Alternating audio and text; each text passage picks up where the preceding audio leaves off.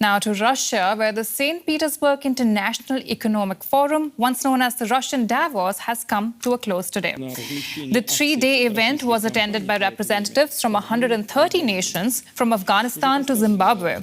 It was also a sign that Russia's economy is growing despite a tranche of Western sanctions. The International Monetary Fund says its economy will grow over 3% this year. Let's bring in DW's Russia analyst Konstantin Eggert in Vilnius, who joins us with more. Konstantin, let me start by asking you about that projected growth, 3%. Have sanctions failed? Well, look, all sanctions always work over a long time. That's number one. For an economy like Russia's, which basically depends on commodities, for the sanctions to really bite in, it will take a bit of time. Although they are biting in certain sectors, like aviation, for example, or the fact that Russia has to procure microelectronics via so-called gray channels, essentially contraband. That doesn't make things easy. But the main thing, the main reason for this growth is actually military production. Military factories producing everything from boots to ammunition are working 24/7.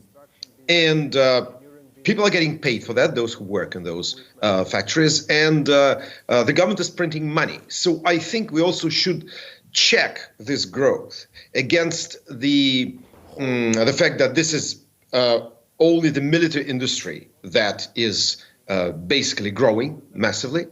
And secondly, the fact that over time, and that's what independent Russian economists are predicting, very soon Russians will feel the effects of inflation, because actually to push this production, as well as to pay for the, well, essentially the mercenary force that's now fighting in Ukraine, the government has to print money. And this is what's happening.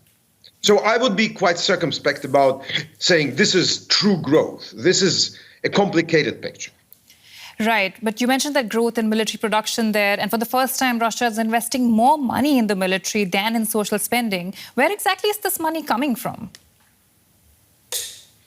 Well, first and foremost of all, Russia continues to sell oil and gas, with two main consumers, two main buyers, being China and India.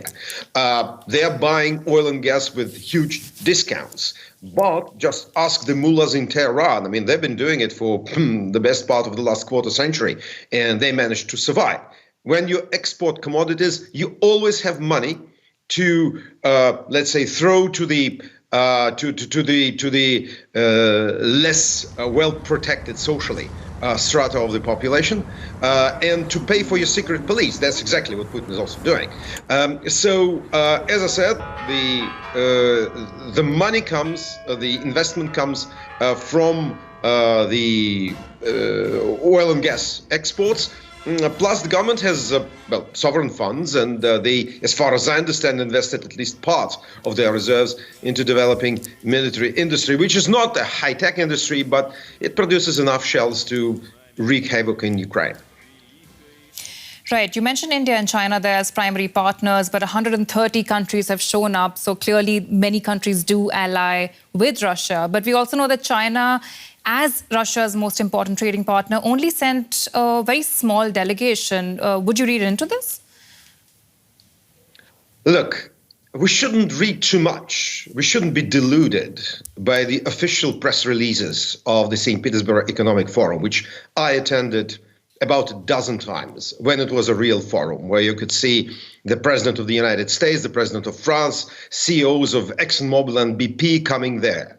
These days, these 140 nations, they would put in their press release, the Kremlin put in their press release, even one small, Luxembourg company that managed to come there.